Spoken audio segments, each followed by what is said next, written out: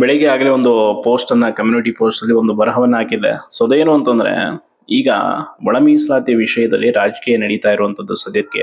ಅದರಲ್ಲಿ ನಮಗೆ ಬಲಗೈ ಎಡಗೈ ಅಂತೇಳಿ ನೀವು ಹೋರಾಟ ಮಾಡ್ತಾ ಇದ್ದಾರೆ ಮೀಸಲಾತಿಗಾಗಿ. ಬಟ್ ಉಳಿದಂಥ ಖಾಲಿ ಕೈಗಳ ಪರಿಸ್ಥಿತಿ ಏನು ಅಂತಂದರೆ, ನಾನಲ್ಲಿ ಹೇಳಿರುವಂಥ ವಿಚಾರ ಇಷ್ಟೇ. ಒಳ ಮೀಸಲಾತಿ ವಿರೋಧಿಯಾಗಿನಲ್ಲ, ಪರವಾಗಿನಲ್ಲ, ಯಾರ ಪರ ಯಾರ ವಿರೋಧಿ ಅಲ್ಲ. ಒಟ್ಟಾರೆ ಇವರು ಮಾಡ್ತಾ ಇರುವಂಥ ರಾಜಕೀಯ ಕಿತ್ತಾಟಕ್ಕಾಗಿ ಸಮಯ ವ್ಯರ್ಥ ಆಗ್ತಾ ಇರುವಂಥದ್ದು. ಆ್ಯಂಡ್ ಕಳೆದ 30 ವರ್ಷಗಳಿಂದ ಸಮುದಾಯ ಹೋರಾಟ ಮಾಡಿದೆ. ಸೊ ಅದಕ್ಕೆ ಸರಿಯಾದ ನ್ಯಾಯ ಕೊಡಬೇಕಾಗಿತ್ತು. ಅದನ್ನು ಕೊಡಿಸುವ ಕರ್ತವ್ಯ ಸರ್ಕಾರದ ಕೈಲಿತ್ತು. ಬಟ್ ಸರಿಯಾಗಿ ವರದಿಯನ್ನು ಮಾಡದೆ ಸಮಸ್ಯೆಗಳನ್ನು ಸೃಷ್ಟಿಸಿ ಇಷ್ಟು ದಿನ ಇದು ಮುಂದುವರಿಯುವಂತೆ ಮಾಡಿದ್ದಾರೆ. ಸೊ ಒಟ್ಟಾರೆಯಾಗಿ ಈಗ 2 ರೀತಿಯಾದಂಥ ಡಿಸ್ಕಷನ್ಸ್ಗಳು ಆಗ್ತಾ ಇದೆ. ಒಂದು, ಒಳ ಮೀಸಲಾತಿಯನ್ನು ಅನ್ವಯಿಸಿಯೇ ನೀವು ಈ ಈಗ ಭರ್ತಿ ಮಾಡೋದಕ್ಕೆ ಹೊರಟಿರೋ ಖಾಲಿ ಹುದ್ದೆಗಳನ್ನು ನೀವು ನೇಮಕಾತಿ ಮಾಡಬೇಕು ಅಂತ. ಇನ್ನೊಂದು ಕಡೆ ಇಲ್ಲ, ಒಳ ಮೀಸಲಾತಿ ಅನುಸರಿಸ್ತಾ ಇದ್ರು 6% ಬ್ಯಾಕ್ಲಾಗ್ ಹುದ್ದೆಗಳನ್ನಿಟ್ಟು ನೀವು ಮಾಡಿ ಅಂತೇಳಿ ಅಲ್ಲಿ ಸಚಿವರ ನಡುವೆ ಭಿನ್ನಾಭಿಪ್ರಾಯಗಳು ನಡೀತಾ ಇದೆ. ಸೊ ಇದ್ರ ನಡುವೆ ಈಗ ಪ್ರಶ್ನೆ ಏನು ಅಭ್ಯರ್ಥಿಗಳದು ಅಂದರೆ, ಇವರು ಈ ರೀತಿ ಮಾಡ್ತಾ ಇರೋದಂದ್ರೆ ಎಲ್ಲಿ ನೋಟಿಫಿಕೇಶನ್ ಮಾಡ್ತಾರೋ ಇಲ್ವೋ, ಏನೋ ಸುಮ್ಮನೆ ನಮ್ಮ ಖುಷಿ ಪಡಿಸೋಕ್ಕೋಸ್ಕರ ಈ ಹೋರಾಟದ ಒಂದು ಕಾವನ್ನ ತಣ್ಣಗೆ ಮಾಡೋಕ್ಕೋಸ್ಕರ ಹೇಳಿದಾರೇನೋ ಅಂತ ತುಂಬ ಜನರ ಆಸ್ಪಿರೆಂಟ್ಸ್ಗಳ ಒಂದು ಆತಂಕ. ಈಗ ಒಟ್ಟಾರೆ ಇಲ್ಲಿ ಮಾಡದೆ ಹೋದ್ರಂತೂ ಅದು ಪರಿಸ್ಥಿತಿ ಬೇರೆ ಇದೆ ಬಿಡಿ. ಅದು ಬೇರೆ ಅಂದರೆ ಅದು ಯಾವ ರೀತಿ ವಿಕೋಪಕ್ಕೆ ಹೋಗುತ್ತೆ ಅಂತ ಹೇಳತ್ತಿರೋದು. ಬಟ್ ಇವರು ಅದನ್ನು ಸಮಸ್ಯೆಯನ್ನು ಸರಿಪಡಿಸೋದಕ್ಕೆ ಮೀಟಿಂಗ್ಗಳನ್ನು ಮಾಡುವಂಥದ್ದು, ಚರ್ಚೆಯನ್ನು ಮಾಡುವಂಥದ್ದು, ಅದೇನೋ ಮಾಡೋ ಹಾಗಿದ್ರು ಇನ್ನೊಂದು 2-3 ದಿನಗಳಲ್ಲಿ ಸರಿಯಾಗಿ ಮಾಡಿ ಅಧಿಕೃತವಾಗಿ ನೋಟಿಫಿಕೇಶನ್ಸನ್ನು ಹೊರಡಿಸೋದಕ್ಕೆ ಶುರು ಮಾಡಬೇಕು. ಈಗ ಇನ್ನೊಂದು ಕಡೆ ಸಚಿವರಾದಂಥ ಮುನಿಯಪ್ಪ ಅವರು ಹೇಳ್ತಾರೆ, ನಾವು 50% ಮೇಲೇ ಒಳ ಮೀಸಲಾತಿನ ಅನ್ವಯಿಸ್ತೀವಿ. ಅಂದರೆ ಯಾಕಂದರೆ 56 ಅದು ನ್ಯಾಯಸಮ್ಮತವಾಗಿಲ್ಲ. ಅಂದರೆ ಸದ್ಯಕ್ಕಿನ್ನು ಕೋರ್ಟಲ್ಲಿ ಪೆಂಡಿಂಗ್ ಇದೆ, ಕೇಸ್ ನಡೀತಾ ಇದೆ. ಸೊ ಹಾಗಾಗಿ ನಾವು 50 ಮೇಲೇ ಒಳ ಮೀಸಲಾತಿ ಅನ್ವಯಿಸ್ಕೊಳ್ತೀವಿ. ಅದು ಹೆಂಗೆ ಪಾಸಿಬಲ್ ಇದೆ, ಏನೇನು ಮಾಡ್ಬೋದು, ಅದಕ್ಕೆ ಚರ್ಚೆ ಮಾಡ್ತೀವಿ ಅಂತ ಕೂಡ ಹೇಳ್ತಾ ಇದ್ದಾರೆ. ಒಟ್ಟಾರೆಯಾಗಿ ಈ ಎಲ್ಲ ಒಂದು ಬದಲಾವಣೆಗಳು ಮತ್ತು ಏನೇನು ಮಾಡಬೇಕು ಅಂತ ಹೊರಟಿದ್ದಾರೆ ಈಗ ಹೊಸದಾಗಿ. ಸೊ ಅದೆಲ್ಲದಕ್ಕೂ ಕೂಡ ಚರ್ಚೆ ಮಾಡ್ತಾ ಇದ್ದಾರೆ. ನೋಡೋಣ ಎಷ್ಟು ದಿನ ಚರ್ಚೆ ಮಾಡ್ತಾರೆ ಅಂತ. ಯಾಕಂದರೆ 2 ವರ್ಷದಿಂದ ಮಾಡಿದ್ದಾರೆ, ಇನ್ನೆಷ್ಟು ದಿನ ಮಾಡ್ತಾರೆ ಅಂತ. ಈಗ ಒಂದು ವಿಷಯ ಪ್ರಮುಖವಾದಂಥದ್ದು ಅಂತಂದರೆ, ಇಲ್ಲಿ ಆಗಬೇಕಾಗಿರುವಂಥದ್ದು ನೋಟಿಫಿಕೇಶನ್ಸು. ಈಗ ಹೇಳಿರುವಂಥದ್ದು ಭರವಸೆ 56,000 ಹುದ್ದೆಗಳನ್ನು ಮಾಡ್ತೀವಿ. ಅದರಲ್ಲಿ ನೋಡಿದರೆ ನೀವು ಎಲ್ರಿಗೂ ನಾನು ನಿನ್ನೆ ಅದು ಕಂಪ್ಲೀಟ್ ಲಿಸ್ಟ್ ಕೂಡ ವಿಡಿಯೋ ಮಾಡಿ ತಿಳಿಸಿದ್ದೀನಿ. ಯಾವ್ಯಾವ ಇಲಾಖೆ, ಪ್ರಮುಖ ಇಲಾಖೆಗಳು ಕಡಿಮೆ ಇದೆ ಅದರಲ್ಲಿ. ಮುಖ್ಯವಾಗಿ ಪೊಲೀಸ್ ಇಲಾಖೆದಾಗಿರ್ಬೋದು, ಬೇರೆ ಬೇರೆ ಇಲಾಖೆದು ಏನೀಗ ಕ್ವಿಕ್ಕಾಗಿ ನೋಟಿಫಿಕೇಶನ್ಸ್ ಆಗಬೇಕು ಶಿಕ್ಷಕರಿಗೆ. ಇನ್ನೂ ಅದರಲ್ಲಿ ಆರ್ಥಿಕ ಇಲಾಖೆ ಅನುಮೋದನೆ ಕೊಟ್ಟಿರೋದು ತುಂಬ ಕಡಿಮೆ ಹುದ್ದೆಗಳಿದೆ.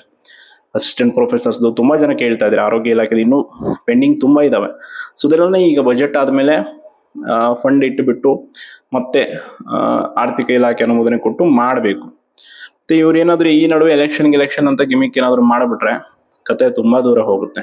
ಸೊ ಅಷ್ಟು ದೂರ ಹೋಗೋಷ್ಟರಲ್ಲಿ ಇವ್ರ ಕಥೆಯನ್ನು ಏನು ಮಾಡಬೇಕು ಅನ್ನೋಂಥದ್ದು ರಾಜ್ಯದ ಲಕ್ಷಾಂತರ ಜನ ಯೋಜನೆ ನಿರ್ಧಾರ ಮಾಡ್ತಾರೆ. ಯಾಕೆ ಅಂತಂದರೆ ಇದು ಸುಮ್ಮನೆ ಕೊಡುವಂಥ ಸಮಯ ಅಲ್ಲ. ಈಗ ಭರವಸೆಯನ್ನು ನಂಬಿದ್ದಾಗಿದೆ. ಸೊ ಆ ಭರವಸೆಗೆ ಬೆಲೆಯನ್ನು ಕೊಟ್ಟದ್ದಾಗಿದೆ. ಸೊ ಅದಕ್ಕೆ ಸುಮ್ಮನೆ ಇದ್ದಾರೆ. ಬಟ್ ಅದನ್ನು ಈಡೇರಿಸಿಲ್ಲ ಅಂತಂದರೆ ಅದರ ಪರಿಸ್ಥಿತಿ ಬೇರೆ ಆಗುತ್ತೆ. ಖಾಲಿ ಇರುವಂಥ ಕೈಗಳಿಗೆ ಉದ್ಯೋಗ ಕೊಡುವಂಥ ಕೆಲಸವನ್ನು ಸರ್ಕಾರ ಮಾಡಬೇಕು. ನೋಡಿ, ನೀವು ಆ ಒಂದು ಲಿಸ್ಟಲ್ಲಿ ಗಮನಿಸಿದ್ರೆ ಗ್ರೂಪ್ ಎ ಪೋಸ್ಟ್ ಇದೆ, ಗ್ರೂಪ್ ಬಿ ಪೋಸ್ಟ್ಗಳು ಎಷ್ಟೆಷ್ಟಿದೆ ಅಂದರೆ ತುಂಬ ಕಡಿಮೆ ಇದ್ದಾವೆ.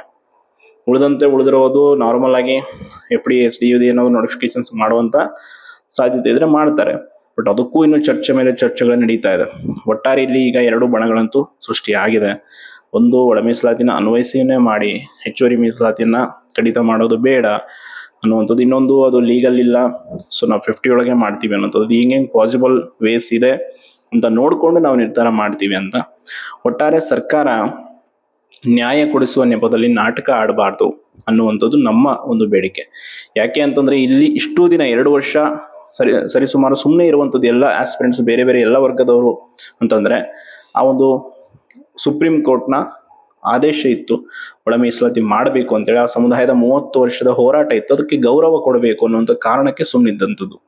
ನೀವು ಇದರಲ್ಲೂ ಮತ್ತೆ ರಾಜಕೀಯ ಮಾಡ್ತೀವಿ, ನಾಟಕಗಳು ಮಾಡ್ತೀವಿ ಅಂದರೆ ಖಂಡಿತವಾಗಿ ಅದು ಒಳ್ಳೆಯದಲ್ಲ. ನಾವಿಲ್ಲಿ ಯಾರ ಪರವಾಗಿ ಇರೋಕ್ಕಾಗಲ್ಲ, ವಿರೋಧವಾಗಿರೋಕ್ಕಾಗಲ್ಲ. ಆ್ಯಂಡ್ ಅದು ನಾವು ಇರಲ್ಲ ಕೂಡ. ಯಾಕೆ ಅಂತಂದರೆ ಅದು ನಮ್ಮ ನಿಲುವಲ್ಲ. ಆ ನಿಲುವನ್ನು ಸ್ಪಷ್ಟೀಕರಣ ಕೊಡಬೇಕಾಗಿರುವಂಥವ್ರು ಅದಕ್ಕೆ ಆ ಸಮುದಾಯದ ಸಚಿವರು, ನಾಯಕರು, ಅಲ್ಲಿನ ಚಿಂತಕರು, ವಿಚಾರವಂತರು. ಸುಮ್ಮನೆ ಈ ವಿಷಯವನ್ನು ಮತ್ತಷ್ಟು ನೀವು ಹೇಳ್ಕೊಂಡು ಹೋದಷ್ಟು ಅನ್ಯಾಯ ಆಗ್ತಾ ಇರೋದು ರಾಜ್ಯದ ಎಲ್ಲ ಆಸ್ಪಿರೆಂಟ್ಸ್ಗೆ. ನಾಟ್ ಓನ್ಲಿ ಬೇರೆ ಬೇರೆ ಕ್ಯಾಂಡಿಡೇಟ್ಸ್, ಈವನ್ SC ST ಅಭ್ಯರ್ಥಿಗಳಿಗೂ ಕೂಡ ಈಗ ಆಲ್ರೆಡಿ ಏಜ್ ಲಿಮಿಟ್ ಕ್ರಾಸ್ ಆಗ್ತಾ ಇದೆ. ಅವ್ರಿಗೂ ನೋಟಿಫಿಕೇಶನ್ಸ್ ಇಲ್ಲದೆ ಸಮಸ್ಯೆ ಆಗ್ತಾ ಇದೆ. ಅವರೇ ಹೇಳ್ತಾ ಇದ್ದಾರೆ, ನೀವು ಒಳ ಮೀಸಲಾತಿ ವಿಷಯದಲ್ಲಿ ಮಾಡ್ತಾರೆ ನಾಟಕದ ಬದಲು ನೇಮಕಾತಿ ಆದರೂ ಮಾಡಿದ ಎಷ್ಟೊತ್ತಿಗೆ ನಾವು ಒಂದು ಹುದ್ದೆ ಏನಾದರೂ ಪಡ್ಕೊಳ್ತಿದ್ದೀವಿ ಅಂತ. ಬಟ್ ಅಲ್ಲಿ ಏನಿದೆ ಆ ಸಮಸ್ಯೆ ಅನ್ನುವಂಥದ್ದು ಅಲ್ಲಿನ ಸಚಿವರಿಗೆ, ಅಲ್ಲಿ ಒಳಗಿರುವಂಥ ನಾಯಕರಿಗೆ ಗೊತ್ತು. ಬಟ್ ಅದು ರಾಜಕೀಯ ವಸ್ತು ಆಗಬಾರ್ದು ಈಗ ಸದ್ಯದ ಪರಿಸ್ಥಿತಿಯಲ್ಲಿ. ಮೊನ್ನೆ ನಡೆದ ಹೋರಾಟದ ನಂತರ ಕೇಸ್ ಹಾಕ್ತೀವಿ, ಅದಾಗ್ತೀವಿ, FIR ಮಾಡ್ತೀವಿ ಅಂತ ಏನೋ ನಡೀತಾ ಇದೆ ಅಂತ ನೋಡಿ. ಹಂಗಾದ್ರೆ ಖಂಡಿತವಾಗಿ ಹೇಳ್ತೀನಲ್ಲ, ಅದರಷ್ಟು ಅನ್ಯಾಯ ಮತ್ತೊಂದಿಲ್ಲ. ಅವರಲ್ಲಿ ಹೋರಾಟ ಮಾಡಿದಂಥವ್ರು ಪ್ರತಿಯೊಬ್ಬರು ತಮ್ಮ ಸ್ವಹಿತಾಸಕ್ತಿಗೋಸ್ಕರ ಅಲ್ಲ, ರಾಜ್ಯದ ಲಕ್ಷಾಂತರ ಜನ ಯುವಜನತೆ ಭವಿಷ್ಯಕ್ಕಾಗಿ ಹೋರಾಟ ಮಾಡಿದಂಥವ್ರು. ಸೊ ಅದು ಏನೇ ಇದ್ರೂ ಕೂಡ ಬಗೆಹರಿಸ್ಕೊಂಡು ವಿದ್ಯಾರ್ಥಿಗಳ ಮೂಲಕ ಅಥವಾ ಒಂದು ತಪ್ಪೊಪ್ಪಿಗೆ ಪತ್ರವನ್ನು ಬರೆಸ್ಕೊಂಡು ಅಥವಾ ಆ ಸಂಘಟನೆ ಮೂಲಕ ನೀವೇನು ಕ್ಲಾರಿಫಿಕೇಶನ್ ತೆಗೆದುಕೊಳ್ತೀರ ತಗೊಳ್ಬೇಕೆ ಹೊರತು ಈ ರೀತಿ ಮಾಡುವಂಥದ್ದು ಒಳ್ಳೇದಲ್ಲ. ಎಂತೆಂಥ ರಾಜಕೀಯ ಪುಢಾರಿಗಳು ಎಂತೆಂಥ ಕೆಲಸಗಳನ್ನ ಮಾಡ್ತಾರೆ, ಅಂಥವ್ರಿಗೆಲ್ಲ ಏನೂ ಮಾಡಲ್ಲ ಈ ವ್ಯವಸ್ಥೆ. ತಮ್ಮ ಹಕ್ಕುಗಳಿಗಾಗಿ, ತಮ್ಮ ಉದ್ಯೋಗಕ್ಕಾಗಿ, ಆಗಿರೋ ಅನ್ಯಾಯಕ್ಕಾಗಿ ಹೋರಾಟ ಮಾಡಿದ್ರೆ ಈ ರೀತಿ ವ್ಯವಸ್ಥೆ ಇದೆ. ಸೊ ನೋಡಿ, ಇದ್ರ ಬಗ್ಗೆ ತುಂಬ ಜನ ಆತಂಕ ಇಟ್ಕೊಂಡಿದ್ದಾರೆ. ಆತಂಕ ಏನು ಬೇಡ.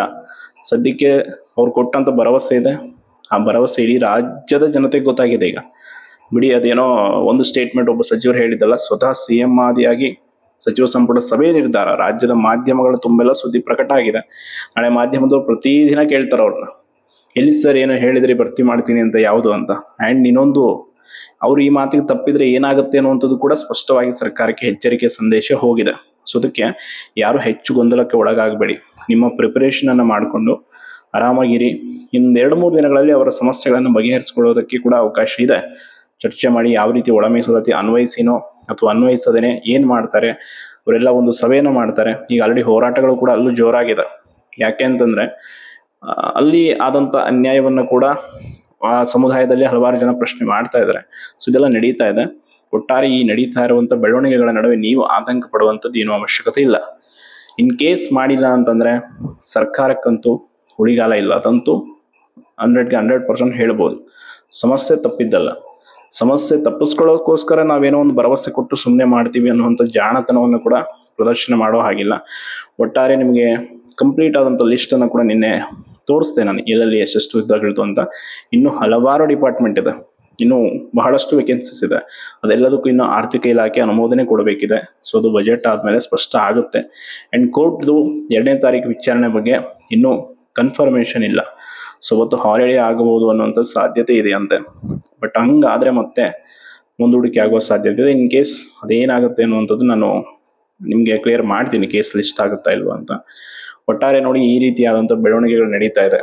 ಬೆಳವಣಿಗೆಗಳು ಏನೇ ನಡೀಲಿ, ನಿಮ್ಮ ಮಾನಸಿಕ ಸ್ಥಿತಿಯನ್ನು ಕುಗ್ಗದೇ ಇರೋ ರೀತಿಯಲ್ಲಿ ಸಕಾರಾತ್ಮಕವಾಗಿ ನೀವು ಓದನ್ನು ಮುಂದುವರಿಸಿ ನಿಮ್ಮ ಪರಿಶ್ರಮಕ್ಕೆ ಸರಿಯಾದ ಒಂದು ಪ್ರತಿಫಲ ಸಿಗಲಿ ಅಂತ ನಾನು ಕೂಡ ಕೇಳ್ಕೊಳ್ತೀನಿ. ಧನ್ಯವಾದಗಳು.